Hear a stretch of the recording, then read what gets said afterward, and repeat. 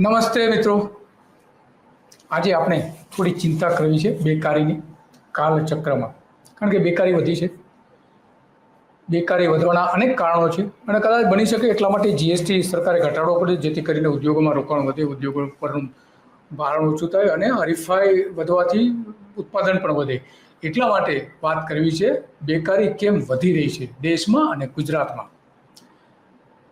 આ એટલા માટે વાત કરવી છે કે નરેન્દ્ર મોદીએ 2007માં એવું કહ્યું હતું કે હું એક્વેરિયમની માછલી નથી, હું તો સમુદ્રમાં તરતી માછલી છું, મુક્ત રીતે તરતી માછલી છું. અને ગુજરાતમાં જે રોજગારી મળી રહી છે એ આ દરિયા જેવી છે, મોટી વિશાળ દરિયા જેવી રોજગારી મળી રહી. આખા દેશમાં જે રોજગારી મળે છે એના 60% ગુજરાતમાં મળે છે. આવી મોટી મોટી હાકી હતી એમને. તો એ પણ આપણે વાત કરવી છે કે નરેન્દ્ર મોદી આટલી બધી હાકે છે કેમ રોજગારીના પ્રશ્ને. જો એમની 2007માં વાત સાચી હતી ગુજરાતમાં કે પોતે આટલો ચમત્કાર કરી બતાવ્યો છે, તો દેશમાં કેમ ના એમણે કરી બતાવ્યું? ગુજરાતમાં કર્યું છે તો દેશમાં થઈ શકે, કેમ ન થઈ શકે? નથી કરી શક્યા. અને એટલા માટે આપણે એની પાસેથી સાંભળવું છે. વાત એટલા માટે આજે કરવી પડે છે, બે કારણો છે. એક તો એમાં જીએસટી અને બીજું કે બેરોજગારીનું જે પ્રમાણ વધી રહ્યું છે એનો એક સર્વે જે બહાર આવ્યો છે. એ સર્વે છે પેરિયોડિક લેબર ફોર્સનો જે સર્વે છે, જેને PLFS પણ કહેવામાં આવે છે. એમાં બહુ ચિંતા વ્યક્ત કરી છે કે યુવાનોમાં જે છે એ 15% જેટલી બેકારી વધી છે. એટલા માટે આપણે જોડીએ છીએ કે થોડા તલાટીઓની ભરતી માટે 15 લાખ લોકો ગુજરાતમાં હાજર રહી રહ્યા, ગુજરાતમાં નોકરી માટે આવી લાઈન લગાવીને ઊભા રહે છે. અને એટલા માટે આપણે વાત કરવી છે કે આ જે સરકાર જે કહી રહી છે એ ખરેખર નરેન્દ્ર મોદીની સરકાર જે વાત કરતી હતી એ ખરેખર સાચું હતું? જો સાચું હતું તો અત્યારે દેશમાં કેમ બેરોજગારી વધી રહી છે? 15% જેવી દર વધ્યો છે એવું આ જે સર્વે વાત કરી રહ્યું છે. કારણ કે એમણે સૌ મોટી વાત તો એ કહી કે યુવાનો અને ગ્રામીણ વસ્તી માટે ચિંતાનો વિષય આ બન્યો છે, બેરોજગારી જે વધી રહી છે એટલા માટે. કારણ કે ગ્રામ્ય અર્થતંત્ર લગભગ પડી ભાંગવા ઉપર આવી ગયું છે અને ખેતી છોડી રહ્યા છે લોકો. મે 2025માં જે સરેરાશ બેરોજગારીનો દોર જે હતો એમાં એપ્રિલ કરતાં 5%, જે એપ્રિલમાં 5.2% હતો અને મે 2025માં વધીને 5.6% થયો હતો. તો આ અત્યંત ગંભીર બાબત છે. એમાં ખાસ કરીને 15 થી 19 વર્ષના જે યુવાનો છે નોકરી મેળવવા માટે બજારમાં જ્યારે આવતા હોય છે નવા, ત્યારે એ સૌથી વધારે પ્રભાવિત થઈ રહ્યા છે. એમનો જે બેરોજગારીનો દર જે હતો એ 13.1% હતો, એ વધીને સીધો 15% થઈ ગયો છે, એવો આ સર્વે કર્યું છે. અને એટલા માટે આપણે આ ચિંતા વ્યક્ત થાય છે. અને એમાં ખાસ કરીને યુવતીઓની સ્થિતિ બહુ ગંભીર બની રહી છે. યુવતીઓને નોકરી મેળવવામાં બહુ મુશ્કેલીઓ પડી રહી છે એવું આ સર્વે કહી રહ્યું છે. તો મોદી સાહેબે જે વાત કરી હતી કે એમણે જે કહ્યું હતું એ પહેલા આપણે સાંભળીશું કે દુનિયામાં મંદીનું વાતાવરણ છે, બધા માથા ટીપ 2007માં કહ્યા છે આખી દુનિયામાં મંદીનું વાતાવરણ છે, પણ અમે ગુજરાતમાં શું કર્યું છે? ખરેખર તો મનમોહન સિંહના કારણે આખા દેશમાં એની અસર થઈ હતી. મનમોહન સિંહની જે નીતિઓ હતી એના કારણે રોજગારી વધી છે કે મરી ગયા, બધું બંધ થઈ ગયું. હવે તમે મને કહો, દુનિયાના કારખાના બંધ થઈ રહ્યા છે, આપણે રડતા બેસવાનું ભાઈ? અને મને મિત્રો આવું ફાવે જ નહીં. હું એક્વેરિયમની માછલી નથી ભાઈ. હું અફાટ સમુદ્રમાં લહેરો પર તરનારી માછલી છું મિત્રો. એક્વેરિયમની એટલે કે બંધિયાર વાતાવરણ રહે ઉદ્યોગોનું એ મને પસંદ નથી. સમુદ્ર જેવું મોકળાશ હોવી જોઈએ, પરંતુ એ મોકળાશ જીએસટીમાં દેખાય નહીં. અને એટલા માટે જીએસટીમાં ઘટાડો કરવો પડ્યો છે. દરેક વ્યક્તિને જે ફાયદો થયો છે 213 રૂપિયા જેવો ફાયદો નરેન્દ્ર મોદીએ કર્યો છે. અને આ ઘટાડાનું મુખ્ય કારણ અત્યારે એ ઘણા બધા જે અર્થશાસ્ત્રીઓ જે કહી રહ્યા છે કે જે રીતે મંદી અને બેકારી વધી રહ્યા હતા એના કારણે આ કરવો જ પડે એવું હતું. કારણ કે લાંબી લાઈનો લાગી રહી હતી યુવાનોમાં નોકરી મેળવવા માટે. આગળ શું કહે છે જોઈએ આપણે. એક્વેરિયમની માછલી નહીં, હું સમુદ્રની માછલી છું. સાંભળીએ. અને એટલા માટે સંકટોનો સામનો કરવાની મને ટેવ છે. એક્વેરિયમમાં મુકાયેલી માછલી નથી મિત્રો. મંદી છે. મંદીની સામે મુકાબલો કોણ કરશે? અને એટલે જ મિત્રો આપણે vibrant Gujarat global investor summit કરી. આપણે કલ્પના કરી દુનિયાના 50 જેટલા દેશો વાયબ્રન્ટ ગુજરાત ગ્લોબલ ઇન્વેસ્ટર સમિટમાં આવે, કોઈ દેશના પ્રધાનમંત્રી આવે, ક્યાંયથી ઉપપ્રધાનમંત્રી આવે, ક્યાંકથી ઉપરાષ્ટ્રપતિ આવે, ક્યાંકથી સિનિયર મંત્રીઓ આવે, 100 જેટલા 100 જેટલા ડિપ્લોમેટ આવે, તો ગુજરાતમાં હતા ત્યારે કરતા હતા. દિલ્હીમાં ગયા પછી 11 વર્ષથી કેમ નથી કરતા? વાયબ્રન્ટ ઇન્ડિયા કેમ ન કર્યું? કારણ કે બધું ખુલ્લું પડી જાય. ગુજરાતમાં બધી ધુપ્પલ ચાલતી હતી એટલે બહુ વાંધો નહોતો આવતો.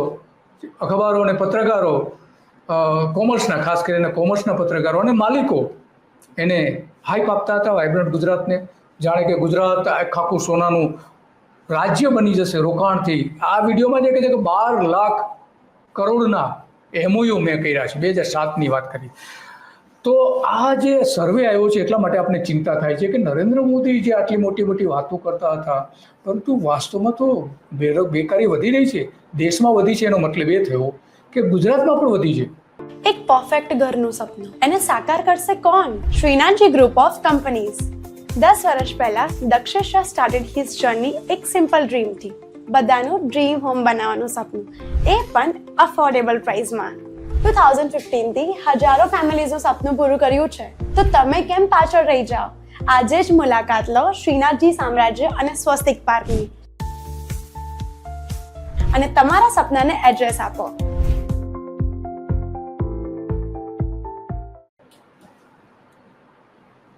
કેમ, શાના માટે આ થઈ રહ્યું છે?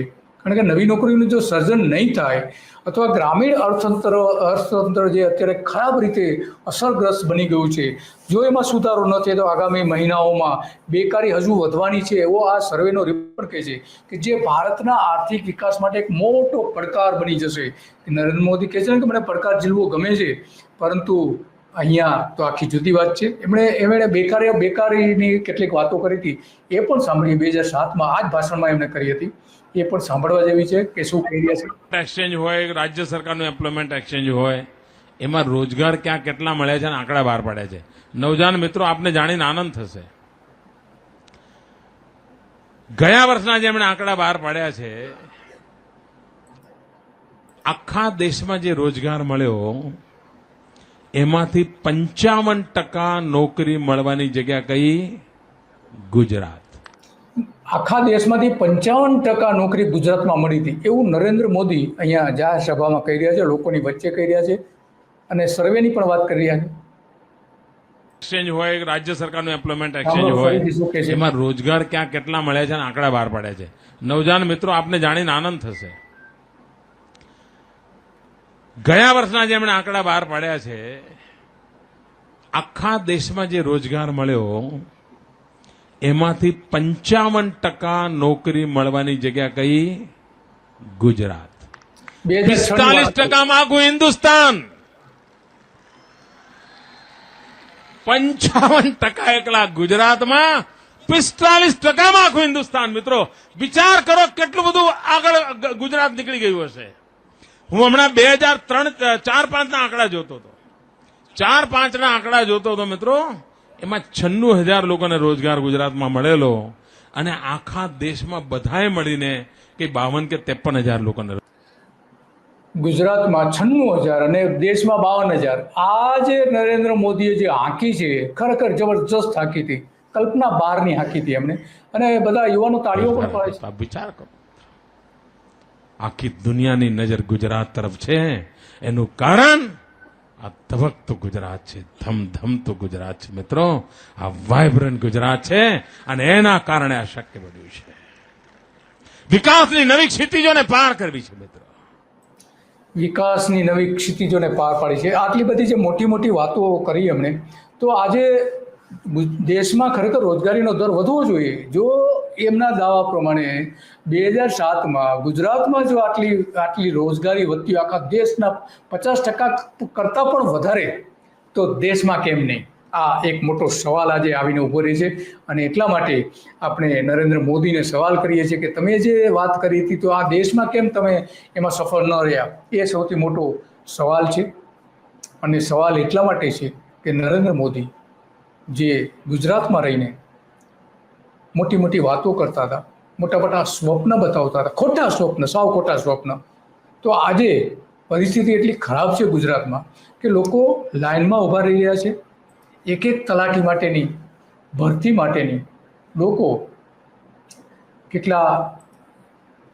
આટલા બધા લોકોને તાલીમ આપી હતી IITમાં 35,000 લોકોને, અને એને નોકરી કેટલાને મળી? 92ને જ 2 વર્ષ પહેલાં જ આ વાત છે. અને એટલા માટે આજે પ્રશ્ન થાય છે કે તો પછી ગુજરાતમાં આ બેકારી કેમ વધી રહી છે?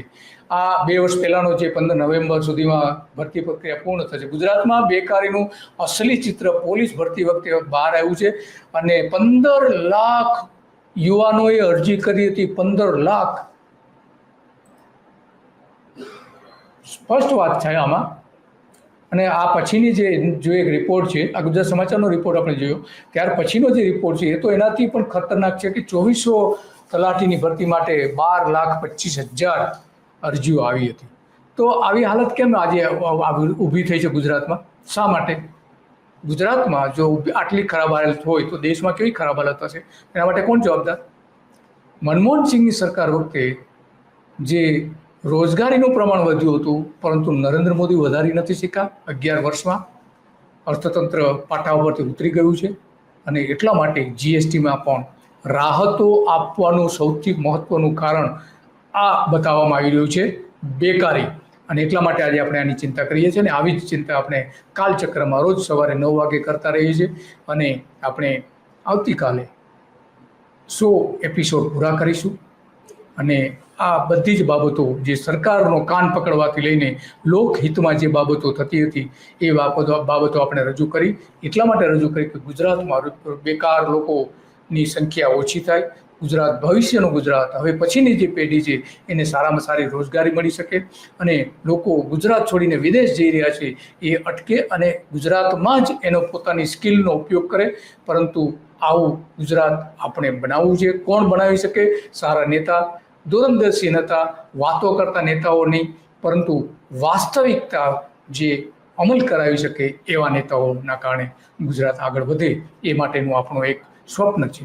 બસ આજે આટલું જ. નમસ્તે.